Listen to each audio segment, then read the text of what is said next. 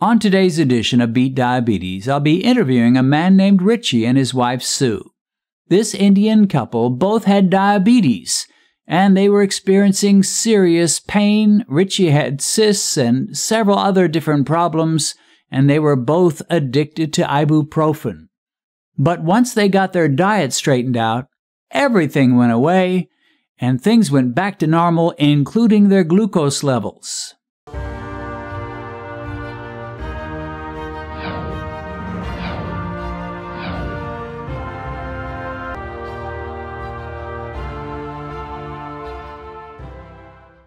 Well, folks, I am happy and very excited, actually, to have a man on our program who has quite a background. His name is Richie Mystery, and he has his wife with him.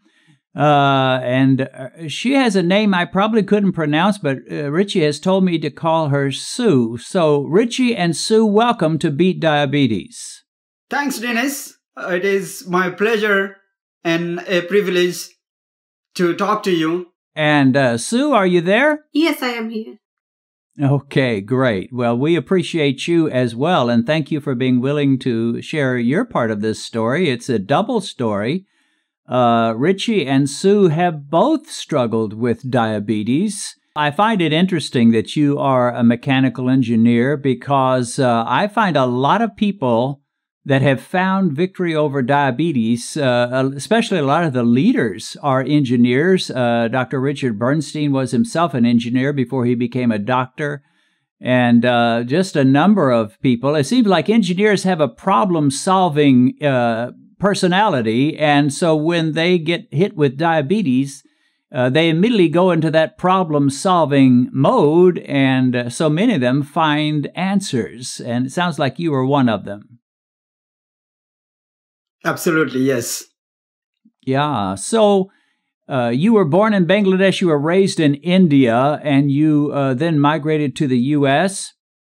The thing that I think we need to hear from you, Richie, and your wife is we have a lot of Indians and other people that are vegetarians, and I think sometimes when they watch some of my episodes, and of course I eat meat, they feel like, well, yeah, it's easy for you. You eat meat, but I don't eat meat. So how can I make this work for me? So I think you're going to be a great blessing just telling us about how you make it work for you as one who does not eat meat. But let's not get into that just yet. Let's start with when you and your wife first became aware that you were diabetic, and it happened differently. Sue, can you tell us about your own situation? How long have you been diabetic, and how did you first find out you were diabetic? Yeah, actually, I have developed gestational diabetes almost 14 years ago during my first pregnancy. After that, it really never went away and has been slowly progressing. And we have been told that diabetes is a degenerative disease. I became to believe that this is a condition that was not curable and will slowly progress and ultimately will affect different organs and will suffer as I grow older. Yeah, well, that can become very depressing to think that you have a disease that is degenerative, is going to get worse. There's not much you can do about it. And you kind of accepted that for quite a long while, didn't you? Yes. That I believe that because doctor told us about this is the not curable disease. And in reality too, it happened.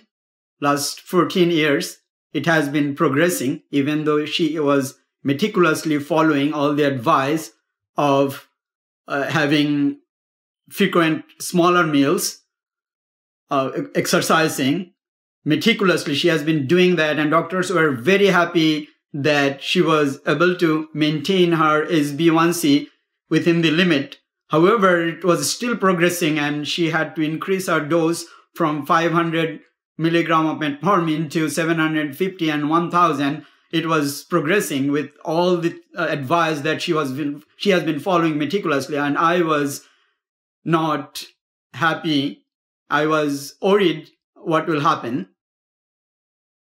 Yeah, so you were an ideal diabetes patient according to a doctor's perspective. They told you to exercise and you exercised. They told you to eat certain foods and you tried to eat the best you could. You basically did everything they said, and yet you ended up getting worse and worse. What kind of numbers are we talking about here, Sue? Would it be your fasting glucose, your A1C? What were some of the highest numbers you had for those two? She started with, I will answer that question because I tracked the numbers. She started with high when she had the diabetes, about 6.7. But she was meticulous, as I was telling her that this could become a problem. So she was meticulous. She was doing exercise. She was following all the rules, eating frequent meals, all the suggestions. And she was able to maintain her HbA1c within 6.7 limit. It never went above that. It was around that number, above 6 and between 6.7. Okay, and that's really, for someone who hasn't really changed their diet all that much and is just taking metformin and doing the standard thing that doctors tell you to do, that's actually quite good. Some people do that and they go much higher. But if I understand right, it was taking more and more meds to keep her at that upper 6 point something range. Yes, more exercise, more stricter rule, more medicine. Okay, so that kind of doesn't leave you with much hope. It's like, well, I'm able to keep in a fairly good range, but it's going to take more and more, and the older I get, the worse I get. Now, Richie, you're watching all of this happening with your wife. You don't know any better. You just, I'm guessing you're just assuming that doctors, are telling her everything that's possible to do, and you really couldn't be of much assistance to her until it actually happened to you. Is that right? That is correct. Absolutely. Yeah. So you were in America when you first found out you were diabetic? No, she came here 18 years ago. So after she came, she was not diabetic. But during her first pregnancy, 14 years ago, with our first child, she became gestational, and that gestational never went away. All right. So basically, for both her and you, Richie, in both cases, it coming to America wasn't so good health-wise. Let's talk about you for a moment. It took you a lot longer to develop diabetes, but it finally happened to you as well. Tell us how long ago that was and how it happened that you found out you were also diabetic. Ever since, every year, my wellness check, the triglyceride and HDL was worsening every year. Last measurement was my triglyceride was 249 and my HDL was 30. It was really worrisome. And my wife's last triglyceride was 310. Her HDL was 36. So that is one thing, and doctors always kept telling us, oh, that's your Indian genetics, there's nothing wrong, that's usual. So first thing that I would like our viewers to know that is not true, because I'm going to tell you the story after I corrected my problem and the new numbers. And then second thing, 13, 14 years ago, I started seeing lipoma all over my body. First time I noticed it in my office when I was working in my desk. I bumped into my elbow and felt something, and then I touched it and I saw a lipoma. I went to the doctor. Doctor said, it's nothing to worry about. Lipoma is common. You don't have to worry about it unless it becomes big and painful. We could have surgery. But it was popping up after that ever since. And then it is pain in the joint, like wrist pain, will have cyst. I will have ice therapy and ibuprofen. The pain will go away and cyst will also disappear. After a few months, it will appear again. Then knee pain. I had knee MRI and then I developed plantar fasciitis. I developed tennis elbow. I had pain all the time. I was in pain medication. Anytime I worked around the home, or worked on the yard, I had to take ibuprofen. So those are the symptoms that came last 12, 13 years.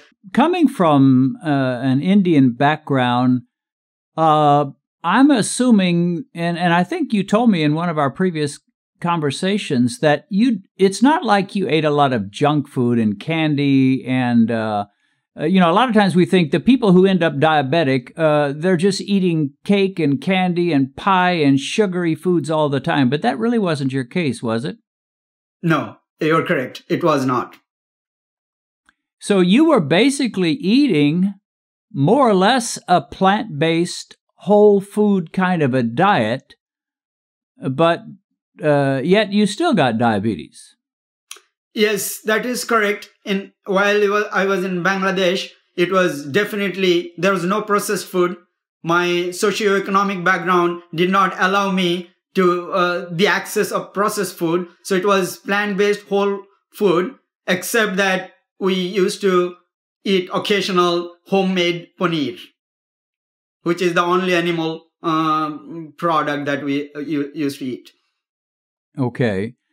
So, and the other thing I wanted to kind of reinforce was these symptoms that you were describing, the bruising and the constant pain, the cysts and so forth. It's not like those happened in the final year before you officially crossed the boundary into diabetes. Those were happening for like a decade or more before that.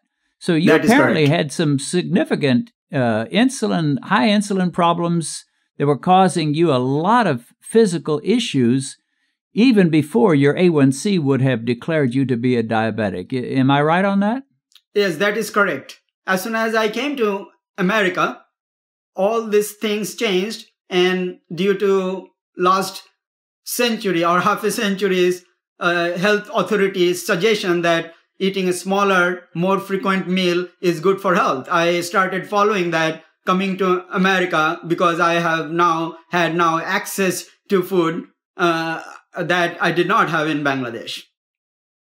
Yeah, so you in India and in Bangladesh, you spaced your meals out. You didn't snack that much, but when you came to America, you felt justified to eat more often because many doctors were saying that it's better to eat many different smaller meals rather than one or two or three larger meals. That is correct.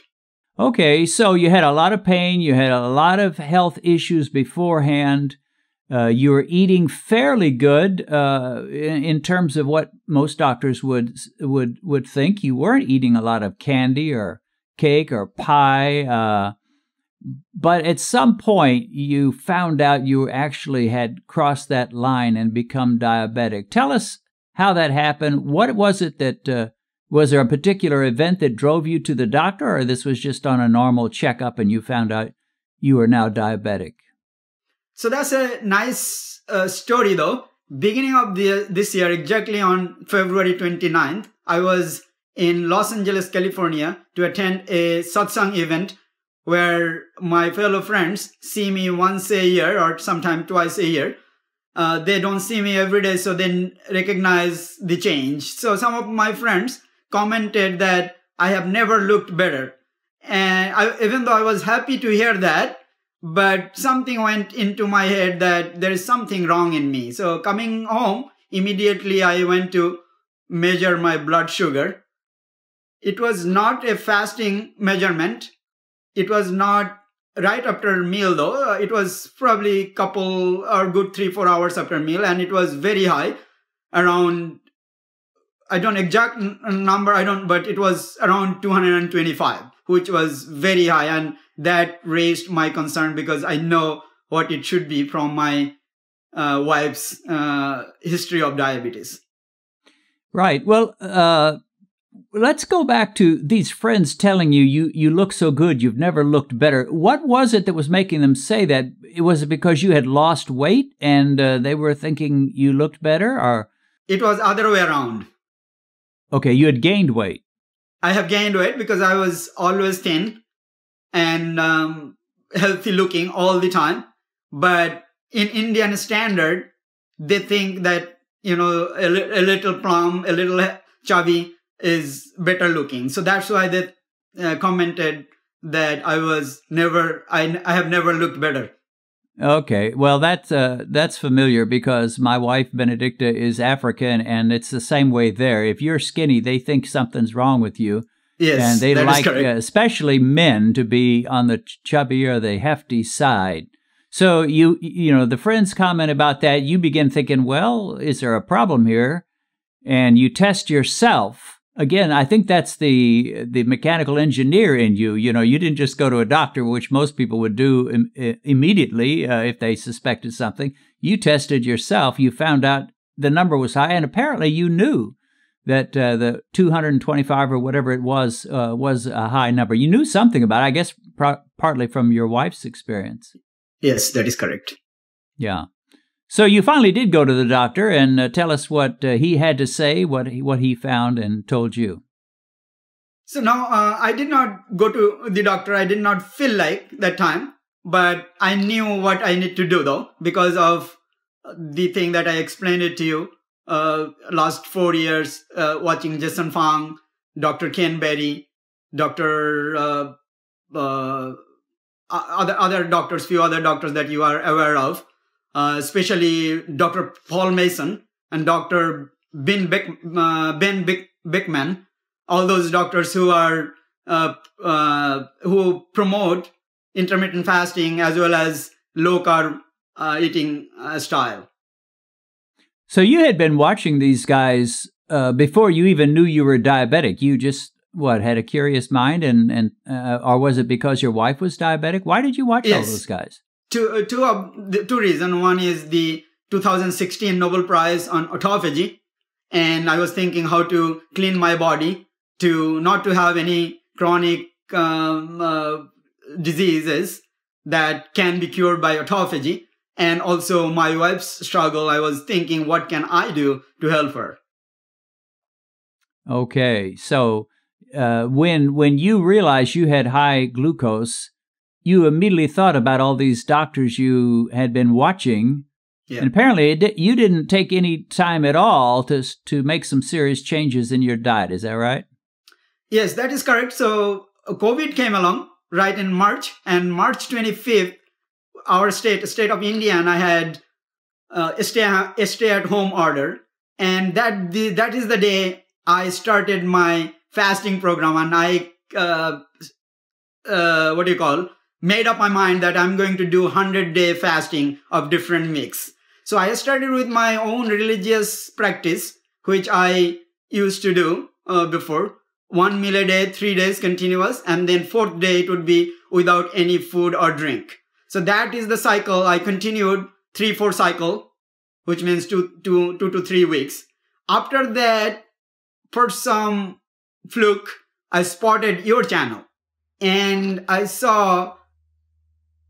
Once I spotted your channel, I watched a lot of your videos, especially with the recipes, because as a vegetarian, finding low carb is somewhat difficult, even though for me it was easier because I am a lacto-vegetarian. We are a lacto-vegetarian. Okay, explain what a lacto-vegetarian is for those that don't know.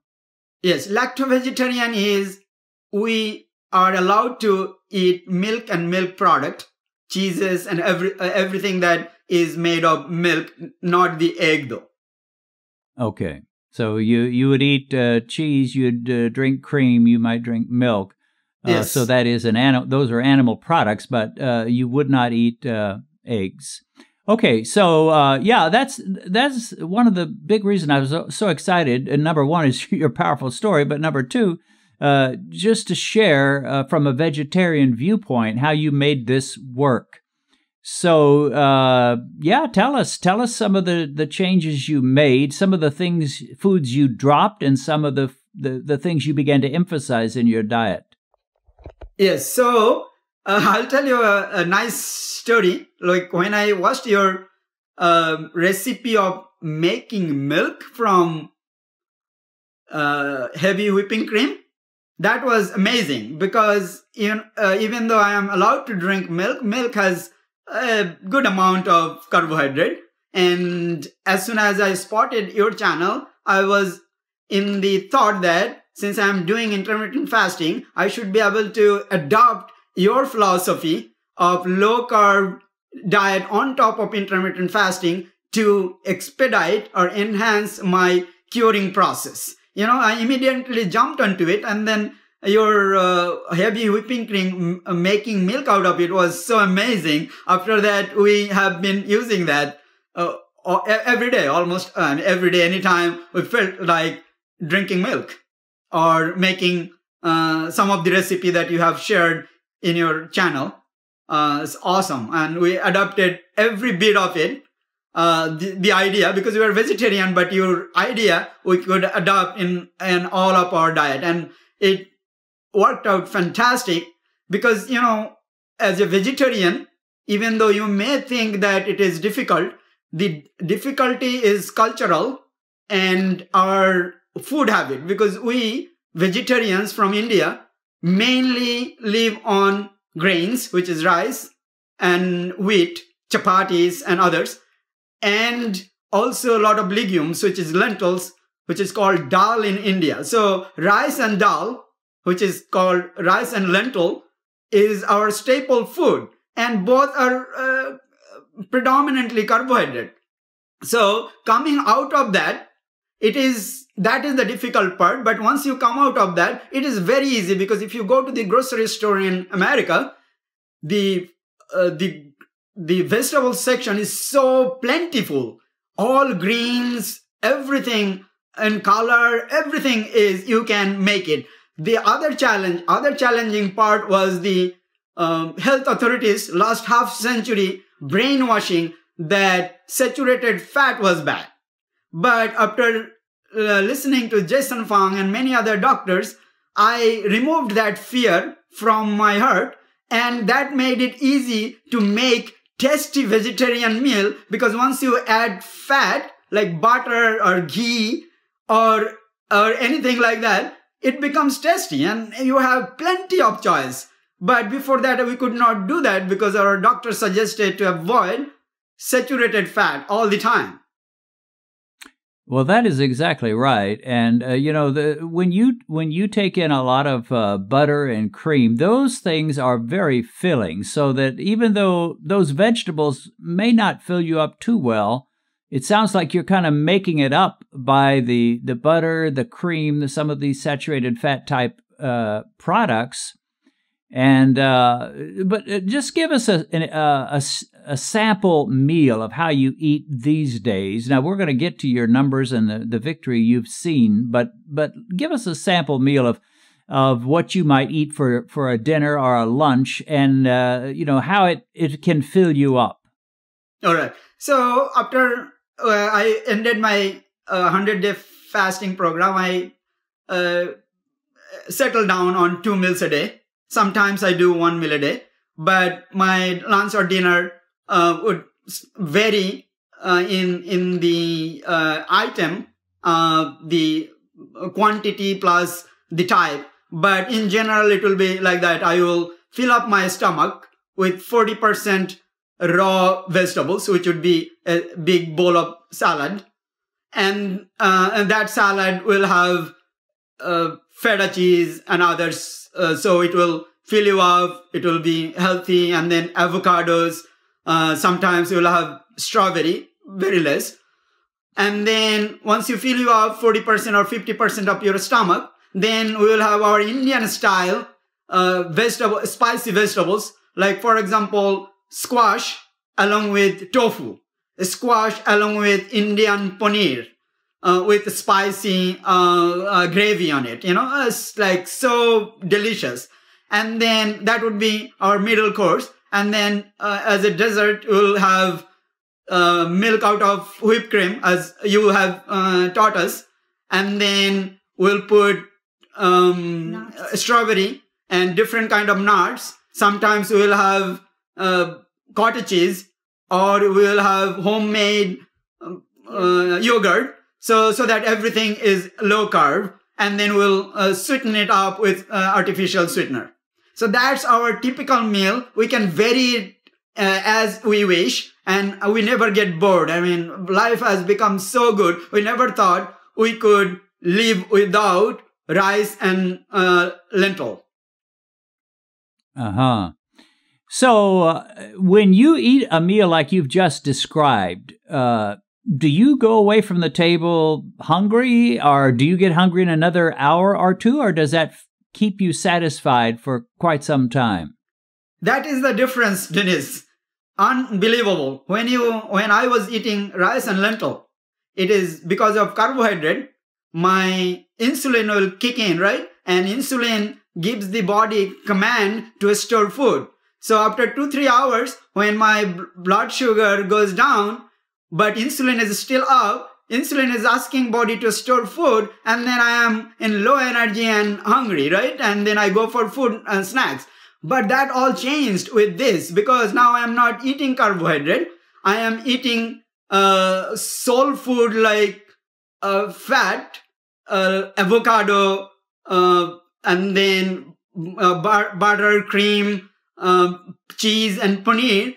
Those make me full. And then, as you know, that 1 gram of carbohydrate has 4 calories and 1 gram of fat has 9 calories. So more than double. So I have, once I eat my food, it gives me such a satisfaction. Not only that, I am not hungry as I was all the time because of high insulin level in my body. Now, I have recently measured, I will get to the number later, my insulin level in fasting is so low that my body does not get a command to store food, rather in a burning mode. And I am never low energy because my fat provides me energy all day long, and I don't feel hungry, I don't need to eat every few hours. Well, that is amazing, my friend. And, even more amazing when you think of, your Indian diet, which is almost pure carbohydrates or close to it. And now you've become a fat burner. You haven't stopped being a vegetarian, but you have found a way to still be a vegetarian and yet be low carb. And then also you don't eat near as often. Did you get the idea fairly quickly when you changed your diet that this is going to work? Were you able to kind of track your numbers and figure out pretty fast that, hey, this is the way to go? Yes. So in the beginning, when I started OMAD with my religious practice with the Indian style diet, I was not measuring as frequently. But as soon as I spotted your channel, I started measuring frequently every meal, after every meal, at least 3 times, 30 minutes, 60 minutes, 90 minutes, just to see what happens with every type of food and quantity of food. So I was meticulous, and in 2 months, I have seen numbers. I was so excited that my HbA1c, when I go measure, it will be perfect. And I remember I commented on your channel.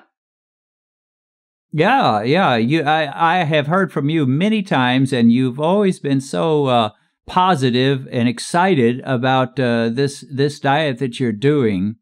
So tell us your latest A1C. Now, you never, if I remember right, you said you didn't really have an A1C done immediately when you realized you had the high fasting or the high glucose. But anyway, tell us if you had 200 and some regular glucose during the day, you would have a pretty high A1C. Tell us your latest A1C. For sure, I would imagine it would have been higher than my wife's, but I would not guess any number. But what I can tell you, after 3 months, I started my fasting program on 25th of March, and I measured my last A1C, both me and my wife, on July 2nd. And both numbers were similar. Mine was 5.2, a little bit higher than hers. She beat me. Hers was 5.1, but we were eating the same food. Wow. So as you were figuring this out, she was keeping pace with you. She was going right along. Sometimes one partner will figure it out and the other one will be much further slower to adapt that diet. But she apparently was right there with you step by step. She, first few weeks, she didn't do it. But when she started seeing my number, she was all into it. She was doing OMAD first. Yeah. Well, let's hear from Sue for a minute. Sue, tell us, how did you feel when your husband began to change his diet so radically? I mean, for a person of Indian background or Bangladesh, to go strictly away from most carbs and the rice and the wheat products, that's radical. How did you feel about that when he first started eating that way? Actually, when he started all this fasting, I had no idea why he is doing the fasting. I thought it's religious purpose. He is doing all the fasting. But after 2 weeks, I saw he is measuring his blood sugar level every day so many times. And it was really amazing numbers. So then I thought, why not I do it? So I have more problem than him. So, and then I started fasting. And past few days was a little bit difficult. And then after 3-4 days, I feel really good. And he motivated me, and I was really jumped into all this fasting. And I have no gas problem, no stomach pain, no loose motion. You know, I feel so great, and I work almost 10 hours every day, and I never feel low energy. And before, when I was used to eat like rice, 3-4 hours later, I was working and I was feeling, I'm hungry. I need to eat something. And now I go 12 hours, 16 hours, but I don't feel hungry. Well, that is wonderful. So you began to feel better. It wasn't just a matter of your numbers coming down, your A1C got lower, but you actually feel a lot better just in many different ways in your health and in your body. Is that right? Yes. Wonderful, wonderful. Well, you guys, that was July that you had this A1C, and here we are recording this in December. How has it gone? Are your numbers staying low? Do you keep testing, continue to test yourselves? Yes, Dennis, I still test meticulously every day, 10 times probably. She does not test it as often because both of our food are same, and hers also reacts the same way.